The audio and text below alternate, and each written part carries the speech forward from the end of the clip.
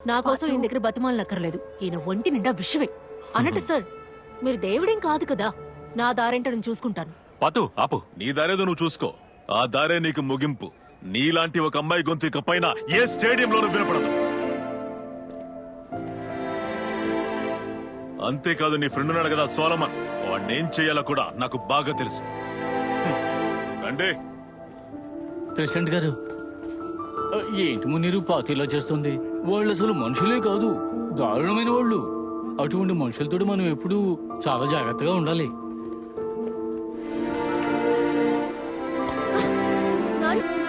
నీకు నేను 100 సార్లు చెప్పాను నీ హద్దుల్లో ఉండమని. ఎంతవరకు తీసుకొచ్చావో చూడు. ఇలాంటి వాళ్ళ దగ్గర భయపడుతూనే ఉండాలి. అసలు ఏం జరిగింది పాతు? మన ఊళ్ళో జరిగే ఏదో చిన్న టోర్నమెంట్ అనుకుంటున్నావా? వాళ్ళందరూ చాలా పెద్దవాళ్ళు. వాళ్ళతో గొడవ పడ్డానికి నువ్వెవరు? ముందు అసలు ఏం జరిగిందో చెప్పు. ఇప్పుడు నీ నోరేమైపోయింది? నేను ఐఎఫ్ఎల్ కమెంటరీ ఛాన్స్ అడుగుదామని వెళ్ళాను. మీ ఆడవాళ్ళ కమెంటరీకి అసలు పనికిరారు, అది ఇది నన్ను ఇన్సల్ట్ చేసి పంపించారు. అందుకే వాళ్ళని ఎదిరించాను. ఎక్కడికెళ్ళి కామెంటరీ చెప్తావు? ఐఎఫ్ఎల్లోనా? నీకేమైనా మతిపోయిందా? అందుకనే ఇలా ప్రవర్తిస్తున్నావా? నీకు నేను పదే పదే చెప్పాను, మీ నాన్న వీడు సాధారణ మెకానికల్వే పాతు, కాస్తైనా బుర్ర ఉపయోగించు. అంతా నీ వల్లేరా. తన పాటికేదో వాగుతూ ఉండేది, కామెంటరీ అని తీసుకెళ్లావు. ఇప్పుడు తను గొప్ప అనుకుంటోంది. పాతు, వీళ్ళతో గొడవ పడితే మనకు వేరే విధంగా సమస్య వస్తుంది. అసలు వీళ్ళతో మనకెందుకమ్మా? బిజినెస్ రాజకీయంతో ఉండేవాళ్ళు. నీకెందుకు అర్థం కావట్లేదు? అసలు ఏ కామెంటరీ నువ్వు చెప్తారా? ఉండు. ఊరికి టీవీ చూసి మాట్లాడడం, ఎప్పుడు ఫోన్ నొక్కుతూ నీ ఫ్రెండ్స్ తో మాట్లాడుతూ ఉండడమా? లేక ఇంటికి బంధువులు వచ్చినప్పుడు వాళ్ళను ఊపిరి తీసుకొనివ్వకుండా ప్రశ్నలు వేయడమా? టోర్నమెంట్ లో ఎవరో ఒకరు ఆడుతూ ఉంటారు, వాళ్ళ పేర్లు చెప్పి గట్టిగా అరిస్తే నువ్వు చాలా గొప్పతనం అయిపోతావా? నాన్న, ఒక్కసారి నా కమెంటరీ వినండి నాన్న. చాలే నోర్మై. ఇక నువ్వేం మాట్లాడుకో. ఎప్పుడు ఫుట్బాల్ కమెంటరీ అంటూ. నాకు ఈ అలవాటు ఎక్కడి నుంచి వచ్చింది అనుకుంటున్నారు? ఓటమిని చూసి చూసి ఏడ్చిన మైదానంలో కొత్తగా ఉదయించిన పిల్లలతో మలపురం మార్నింగ్ స్టార్ ప్రత్యక్షమైంది. 17వ నిమిషంలో Ringo star team goalkeeper Sandy Moidan కొట్టిన బంతి సెంట్రల్ ఫార్వర్డ్ లో ఉన్న ఒక సన్నటి కాలికి దొరికిన తరువాత మార్నింగ్ స్టార్ చరిత్ర మొదలైంది. గోదావరి నదిలోకి దూకినట్టు ముగ్గురు ప్రత్యర్థి డిఫెండర్లను దాటుకుని 50 అడుగుల దూరం నుంచి సెంట్రల్ ఫార్వర్డ్ లో ఉన్న వీరుడు కొట్టిన గోల్ గురించి ఇప్పటికీ చెప్పుకుంటారు. సన్నటి సుడిగాలి మునీర్ అనే 6వ నంబర్ వీరుడు ఫుట్బాల్ చరిత్రలో తన పేరెక్కించాడు. ఒక్కసారి నాతో నిలబడండి అన్న.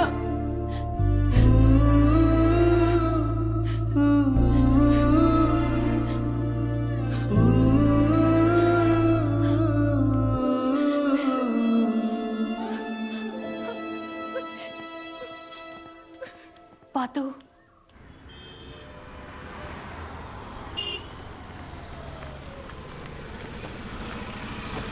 సారీ లేట్ అయిపోయింది. చూడు, కాస్త నవ్వుతో కనిపించు. నోటికి వేసిన జిప్పుని కాస్త తెరు. మనం ఒక ముఖ్యమైన పనికి వెళ్తున్నాం. ఏం పని? దానికి కాస్త ఖర్చు అవుతుంది. ఇది సర్ప్రైజ్. వాగుడాపి ఏంటో చెప్పు. సరే చెప్తానులే. అదే ఆ శివ FB ఇన్స్టా ప్రొఫైల్ ఉంది కదా, ఆ లింక్ నీకు వాట్సాప్ చేశాను. అవునా? నీకెలా దొరికింది? నాకు కూడా పంపించట్లే. నా కమెంటరీ వీడియో పంపిద్దామా? మనం వెళ్ళి తను మీట్ అవుతాం.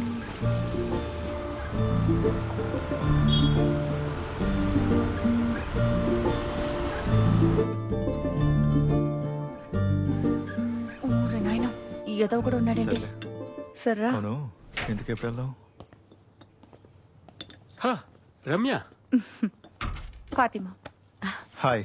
హాయ్. ప్రశాంత్, కూర్చోండి. అది మీ కమెంటరీ ఆదిరిపోయింది. రమ్య నాకు లింక్ పంపింది. ఇది ప్రశాంత్, స్పోర్ట్స్ రిపోర్టర్. ఇది Alex Kurian, hi. Crime reporter గా ఉన్నాడు. శివ ఇన్స్టా ఐడి ఇచ్చింది ప్రశాంతే. థాంక్స్. రండి బయటికి వెళ్దాం. ఓకే.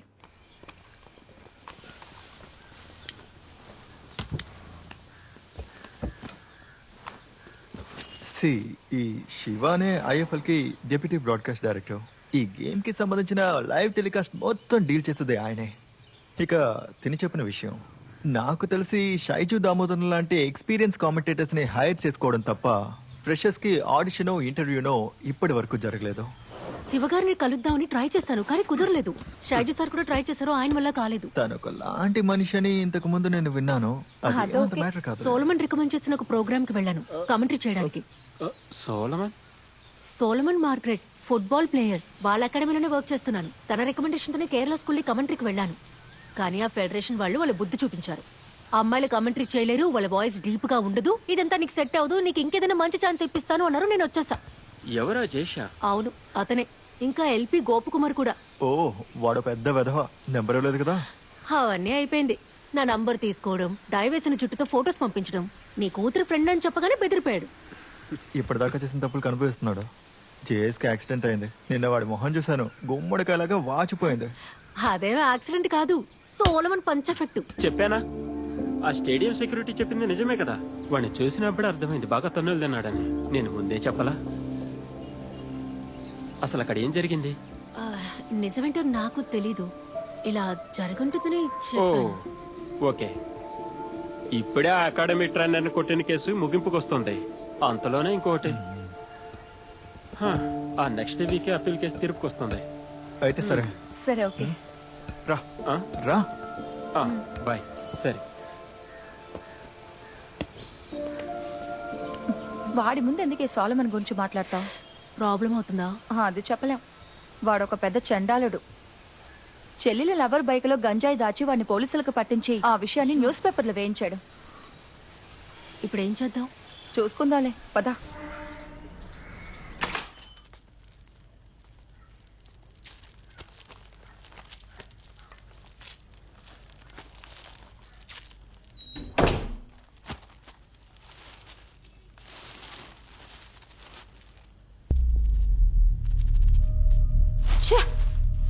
వీడు పరమ దరిద్రుడే. సోలమన్ గురించి న్యూస్ పేపర్లో వచ్చింది. ప్రశాంత్ నేను నిన్న వాడిని ఎంతో బతిమాలం. వెన్లా ఇది ఎథిక్స్ కాదన్నాడు. ఎద్దవా. ఛా, ఇదంతా నా తప్పే. నా నోరుందే.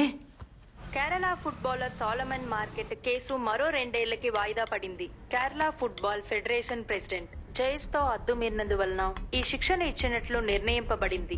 దీనికి సంబంధించిన మరికొన్ని వివరాల్ని రిపోర్టర్ మరియా దగ్గర అడిగి తెలుసుకుందాం. నిషేధ కాలం ఇంకా పెరిగింది. సోలమన్ ఈ విషయం గురించి ఇంకా ఏది చెప్పలేదు. ఇంకా 2 ఏళ్ల పాటు తన నిషేధ కాలం పెరిగిందని మాకు తెలిసినా సోలమన్ అందుబాటులో లేడు. ఇప్పుడు అతను ఎక్కడున్నాడని తన అకాడమీలో అడిగినా అందరూ వాళ్ళకి తెలియదని అంటున్నారు. ఆ అకాడమీలో ముఖ్య స్థానంలో ఉన్న థామస్ గారిని మేము కలిసి అడిగినప్పుడు పొద్దున్న నుంచి ఆయన ఫోన్ స్విచ్ ఆఫ్ లో ఉందని, అతను ఎక్కడున్నాడో తనకు కూడా తెలియదని చెప్పాడు. అసలు ఎక్కడికి వెళ్ళుంటాడని అడిగితే పోయినసారి ఇలాగే జరిగినప్పుడు సోలమన్ ఆత్మహత్య చేసుకోవడానికి ప్రయత్నించారని చెప్పారు. మళ్ళీ ఏమైనా యథాపం చేశాడా? అలాంటి పనే చేసుంటారేమో అన్న సందేహం అందరికీ ఉంది.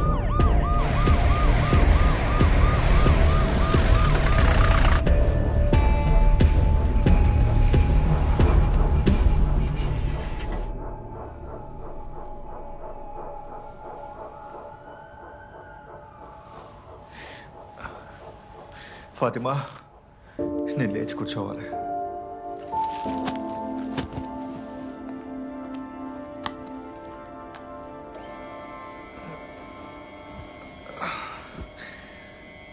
క్యాథరిన్ మేము వచ్చేస్తారు, నువ్వు బయలుదేరా. నీతో ఒక విషయం చెప్పాలి. చెప్పు. నువ్వు జయేష్ని కొట్టిన విషయం న్యూస్ లో రావడానికి నేనే కారణం. రమ్య ఎవరో మీడియా పర్సన్స్ ని పరిచయం చేసింది, పొరపాటున నేనే చెప్పేశాను. ఇలా జరుగుతుందని ఎక్స్పెక్ట్ చేయలేదు. సారీ. ఓ, పశ్చాత్తాపమా? ఈ విషయం నీ దగ్గర దాచలేకపోతున్నాను, అందుకే చెప్పా. అది రాసినోడు ఎవడో కూడా నాకు తెలుసు. డిశ్చార్జ్ అయ్యాక ఆడుకుందే. సరిపోయింది. నీకు గేమ్ ఆడాలని ఉద్దేశం లేదా? ఎందుకు చిక్కుల్లో పడతావు? అసలు నువ్వేం చేస్తున్నావో తెలుస్తుందా? నువ్వు మరీ ఎక్కువగా ఆలోచిస్తున్నావు.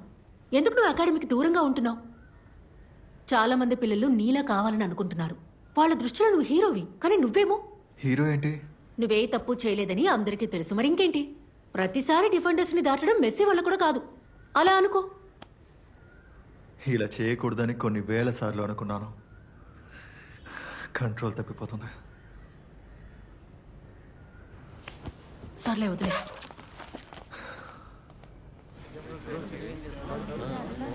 సోలమాన్ మీరు ఫుట్బాల్ నుంచి తప్పుకుంటున్నారని వదంతులు వస్తున్నాయి, నిజమేనా? ఫుట్బాలే నాకు అంతా. కొంతమందికి నేను విలన్ కావచ్చు, కానీ కొందరికి నేను హీరోని. వాళ్ళని నేను క్షమాపణ కోరుకుంటున్నాను. మళ్ళీ అప్పీల్ చేస్తాను, తిరిగి వస్తాను. దా లేదంటే ఐఎఫ్ఎల్ పేరు రాసేస్తారు. అదిగో వాళ్ళిద్దరూ వస్తున్నారు. సార్ మాట్లాడి చూద్దాం. సార్, నన్నెందుకు మీరు శత్రువులా చూస్తున్నారు? ఇతను నా దగ్గర తప్పుగా ప్రవర్తించినందుకు నేను తిరగబడ్డానన్నా? మలపురం గ్రౌండ్ లో జరిగిన దానికి కూడా ఇదే కారణమా? సోలమన్ చేసిన దానికి నేను క్షమాపణ అడుగుతాను. చూడండి సార్, కామెంటరీ చేయడం అంటే నాకు చాలా ఇష్టం. ఇక్కడ నా వల్ల కాకపోతే నేను వెళ్ళిపోతాను మా ఊరికి, మలపురానికి. అక్కడికొచ్చి కూడా మీరు అడ్డుపడకండి. నాతో పోటీ ఏంటి మీకు? నువ్వు ఎటువంటి దానివైనా సరే ఈ మలపురంలో ఏ గ్రౌండ్ కి వెళ్ళలేవు. నేను పంపించిన మెసేజ్ల విషయమే కదా నా వాట్సాప్ హ్యాక్ అయిందని కంప్లైంట్ ఇచ్చా. దానివల్ల నాకేం ప్రాబ్లం లేదులే. చూడు ఫాతిమా బీవి, ఇక నువ్వు ఈ కమెంటరీ అన్నదే మర్చిపో. ఇక టీవీ చూసుకుంటూ కమెంటరీ చెప్పుకో. తర్వాత పొలాల్లో పిల్లలు ఆడుకుంటూ ఉంటారుగా, అక్కడ కమెంటరీ చెప్పుకో. ఏం ప్రాబ్లం ఉండదు. ఒక బంతిని కొట్టకుండా, జెర్సీ వేసుకోకుండా, ఇదిగో ఈ ఖద్దరు వేసుకొని ఇక్కడ ఉన్న వాళ్ళందరినీ ఒక ఆట ఆడుకుంటున్నా. ఇలా చూడు, నిన్ను ఈ గ్రౌండ్ నుంచి ఎలా పీకి పారేయాలో నాకు తెలుసు. ప్రెసిడెంట్ సార్, మీకు కావాలంటే క్షమాపణ అడుగుతా.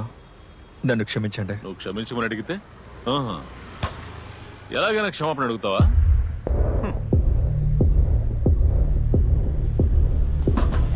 సోలమన్ వద్దు.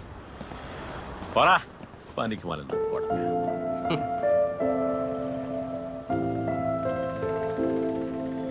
హే పాతు, వాళ్ళు మనల్ని కంప్లీట్ గా బ్లాక్ చేస్తున్నారు. ఇప్పుడు ఏం చేద్దాం? మా నాన్న మాట అంటారు, మనం కేవలం మెకానిక్లమని. ఏది మన వల్ల అయ్యే పని కాదు అంటారు. మా నాన్న దగ్గర నేను, మా అన్నయ్య ఎప్పుడూ దీని గురించి వాదిస్తూనే ఉంటాం.